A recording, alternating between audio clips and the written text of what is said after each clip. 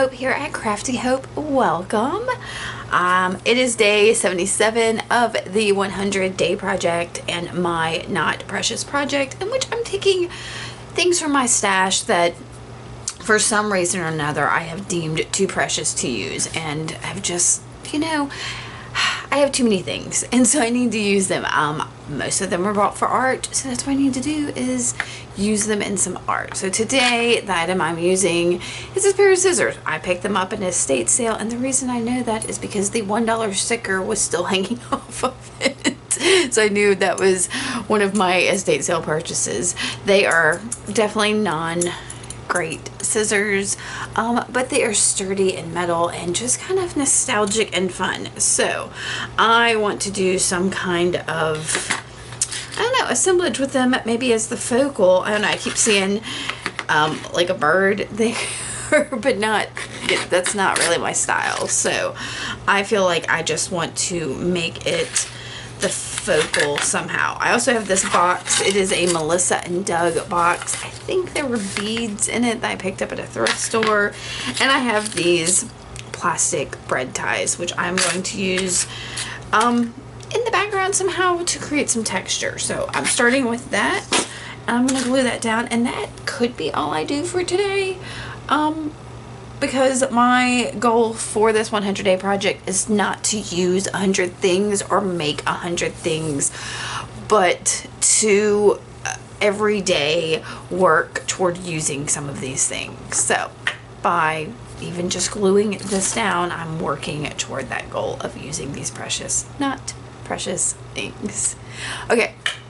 I've got my E6000. I may have to get some more. This one is just about dead. If you've seen some of my other videos, you know I've been struggling with it, and I've just, of course, moisturized, so my hands are slippery. Alright, let me get to gluing. And that's exactly what I'm going to do to start this off, is start with these bread ties and get them glued in. You can see I don't have a ton of them, so what I decided to do was to kind of frame up the inside of this with them, and because I knew I could add additional textural things to the top of them, I'm just gonna frame this up. I am not going to show all of this to you. In fact, this video, I worked on this project for 4 days of my 100-day project, and this video was over 2 hours long, almost 2.5 hours long when I started this. So I've sped up some parts quite a bit so that it's not as painful, because it was a lot of repetitive steps, like gluing down bread ties. But you can see I started by gluing in the corners of this, and then I'm working in from there. So I'm also trying to kind of keep some symmetry with it. So you can see I'm using these larger white ones, or these larger ones in general, because once I gesso over this, it's not going to really matter what the color of them is. So I'm going to skip ahead here and show you what it looks like when I got done. Here's the last bread tie sticking in. I'm just, as you can see, framing up the top and the bottom of this. It's not super symmetrical. You can see I had this one purple or violet colored bread tie that was different, so I stuck it in the middle of the bottom. From there, I have these plastic letters. They're like the ones that you put in those little boards to spell out things. I found a box of them at the thrift store, and have been using them for projects like this. So again, I'm using I took the little tabs, cut the little tabs off the back, and I cut the little tabs off the back with some pliers, and then I'm gluing them down. And then the next thing I'm going to do is start painting over all of this with some black gesso. So I probably could have done this earlier and started with a black base and then come into this, but yeah. And I'm not going to make you watch all of this. Just know that I am painting all of the inside outside edges of this box with black gesso, and we'll come in here in just a second for day 78 because I left this to dry, because I found that as I painted this, I was basically just painting on top of itself and pulling that gesso off of that plastic. So all right, here we go. Next day.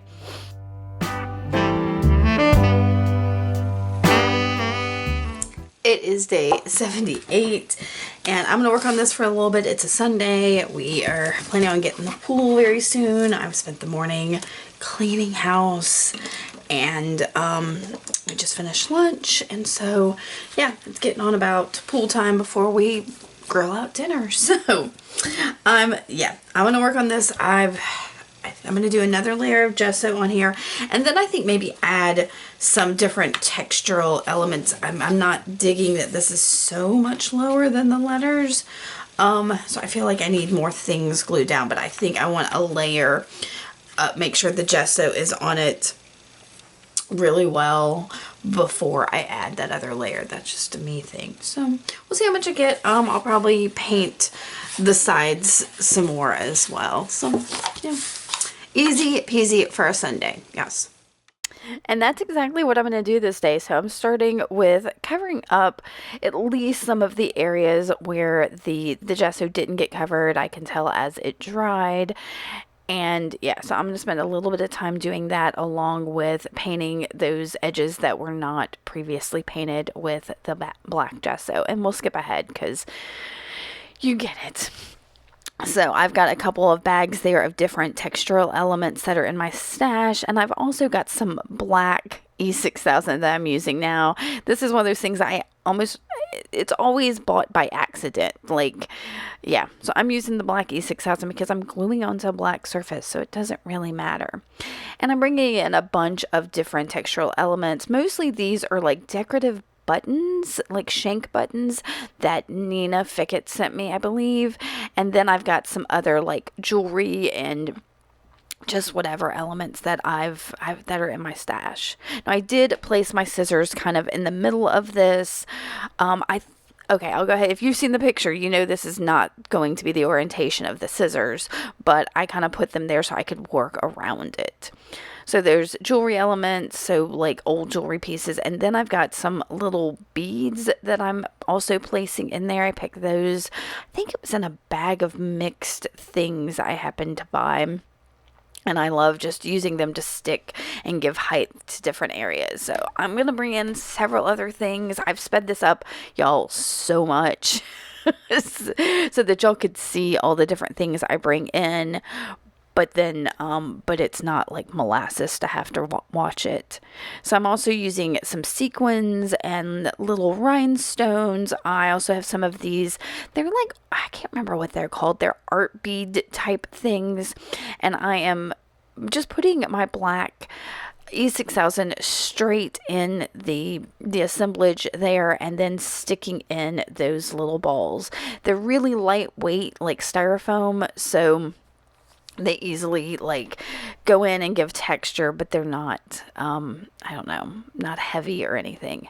I've got these little glass beads that I'm throwing in there as well. Just anything I can find. So, I mean, look around, see what you've got. If you want to do an assemblage like that, things that you might otherwise throw away.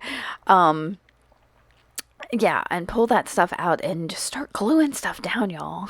So I'm covering up all kinds of areas, and then when I finally get done with this, I will shake off any of the excess of these little beads and balls and things, and I'll show you here at the end that I will pull out some flat black spray paint that I'm going to finish this off with. So, and then we'll get to the next day.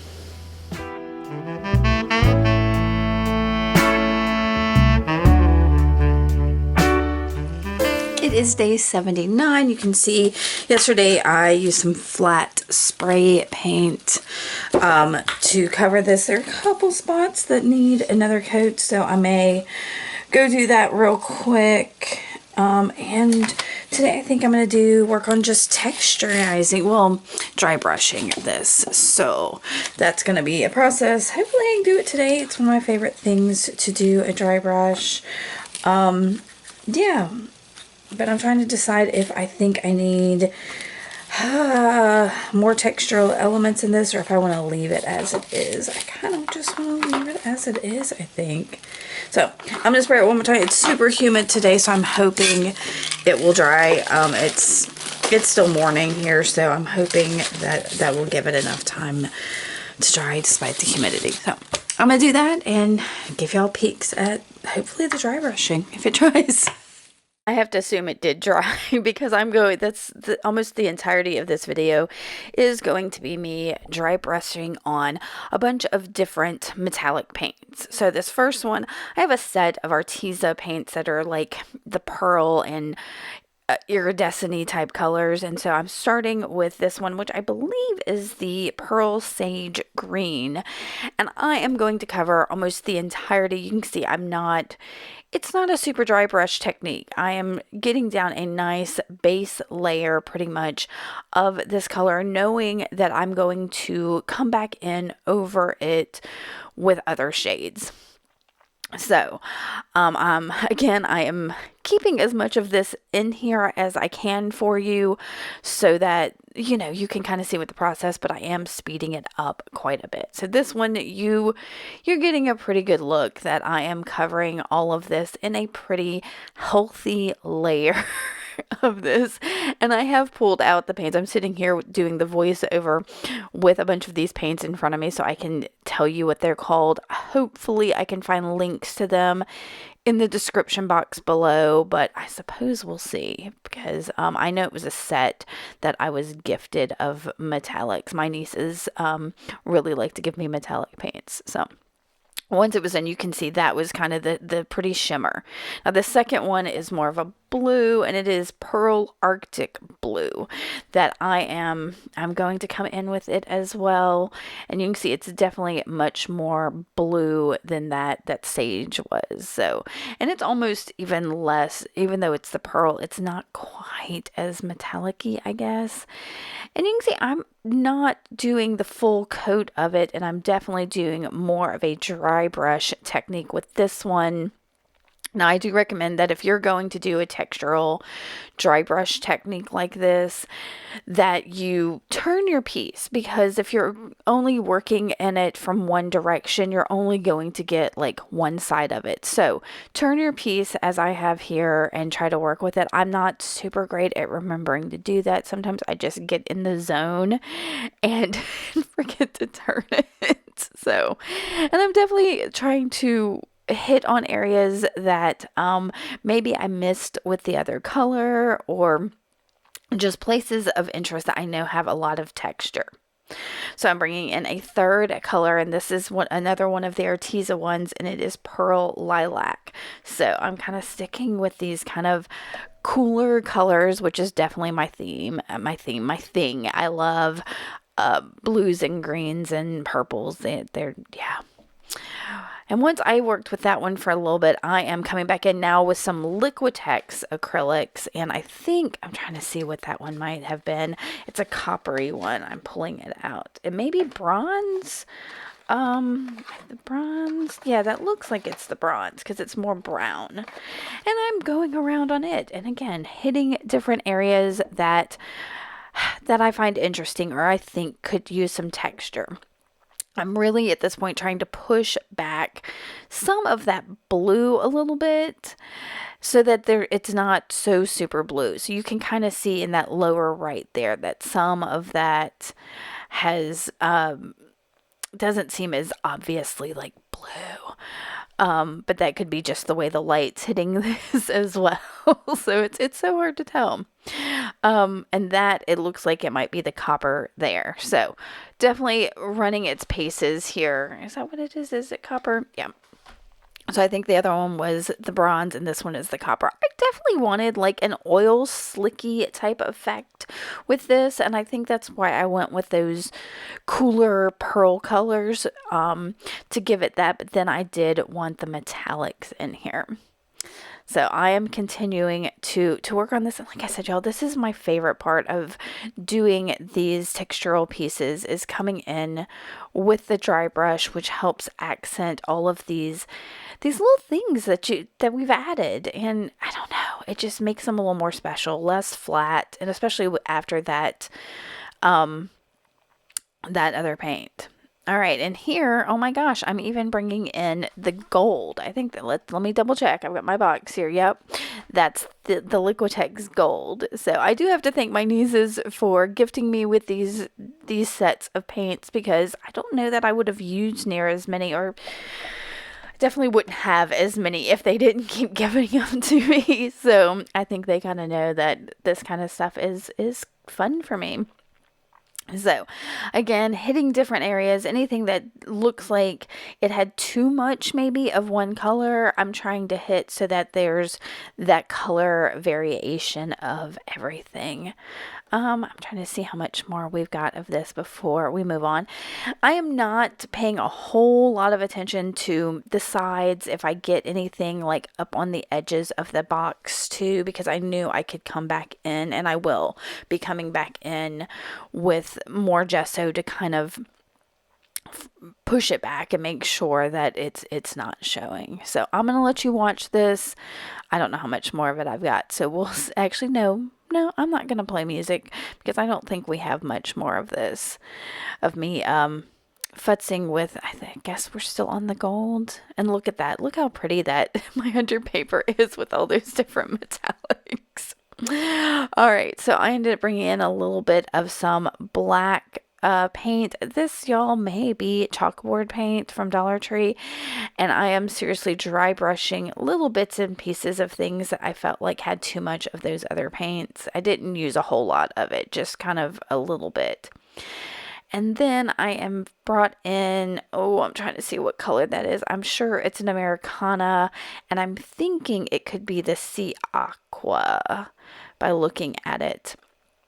And really just super lightly hitting a few areas to give like a patina feel to the different areas of this. And this was a lot of fun to just pick a few areas to really highlight as something that's kind of aged. Definitely bits that were more raised than other pieces.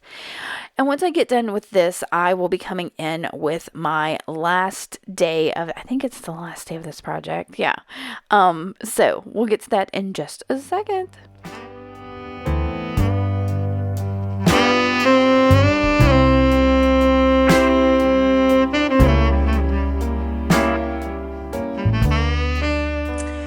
It is day 80. Y'all, I love the antiquing, or the metallics and the texture and all I got in this. So I'm really happy with it. I did add a little bit of regular craft paint in like a patina color. I think that was,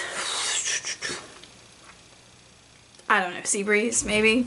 But I can't seem to make this stand out more than it does. So I'm trying to figure out because I mean, like sitting like this, I had initially thought I was going to put it like this, but I don't know. And when I lay it in different, like I layer it here, and I like it the most, I think. But I was thinking maybe I would play with putting some other kind of surface behind it. So I've got a box here. Let me show you. Oh, it's one of these 12 by 12 plastic boxes. I know you can't see all of that. And it's got my vintage photos of people in it. So I kind of thought maybe I would sort through some of those and see if, like, if I like something like that. I would have to cut this whole board down. So maybe this was the one I initially thought would be cute, and it does really work. But I would definitely have to cut that down. So I'm going to sort through some of these. I may leave the camera on while I do that, and we'll see what happens. Y'all, it took me forever. I sorted through, I don't know how many pictures I have. Yeah. I put a bunch aside and then came back to them. And so here's the beginning of me sorting. Here's me still sorting. I started putting some of them aside. And I like how these look, but there was something about the background, like some of the elements I used in the background of this, that just didn't feel right with some of these pictures. And I finally was like, let me just clean up this background. So I've got that acrylic paint back in, and I am cleaning up the background of this, and pretty much have decided I'm not going to use those pictures. The background of this very much has like skateboards and surfboards and little cars and more juvenile type things. And most of the pictures I was finding were not as playful. So I decided, no, I'm just going to keep the scissors as my focal for this and accent them in some way. So as you can see here, once I got those edges painted with my black craft paint, I've got this vintage turquoisey teal thread that was in my stash, and I am wrapping up different sections of the scissors, because what I found was that what was really bothering me was that the blades of the scissors, because of all the metallics I had put on the background, they were just disappearing into that background. So instead, I felt that if I wrapped something that was kind of flat on there, it would make them stand out a little bit more, draw your eye, because it was a big block of color. So that's what I did. I wrapped it in 3 different kind of blocky sections, and now I'm working to tie it off somehow. And I do plan to leave some of the thread ends kind of flowing and exposed from it. So first thing I have to do is get my Fabri-Tac out and give it a minute to come to the surface, y'all. It's a constant struggle, so that I can make sure that those threads are secured. So that I'm putting those down, putting a little bit of the Fabri-Tac on them. You see, I took my finger and kind of spread it out around on the thread to kind of stiffen and secure all of that up. It doesn't take long. And then I'm going to pull the threads and make sure, I think I'm going to tie them. I'm not positive. Maybe I already tied them. I don't remember. Making sure that they're all coming from the background. We'll see this together. There wasn't much of this. The bulk of this day was really spent sorting through those photos that I ended up not even using. So, yeah. So once I got that dry, I'm going to use, you can see I've got my new container of E6000 out, and I'm going to use it to glue this down. And I start by trying to figure out where the raised portions of that assemblage were and try to put the glue on it. But I finally just hit me, just put it on the scissors, and if it touches where if it touches in the right spot and adheres, that's all I need to do. So I'm going to get that down and fluff out those ends a little bit. And really, y'all, that's about it for this assemblage. This last day was nothing more than really just trying to figure out the focal for this. And the whole thing, for me, like I said, a lot of this felt very childful and playful. And, you don't play with scissors, and so they're wrapped up so you can't play with them. Does that make sense? Anyway, that is it for this day's 77, 78, 79, and 80 of the 100-day project and my Not Precious project. If you have any questions about it, please ask away. I would be happy to answer them for you. And I hope you enjoyed this. Thank you for spending this time with me, and I will see y'all later. Bye.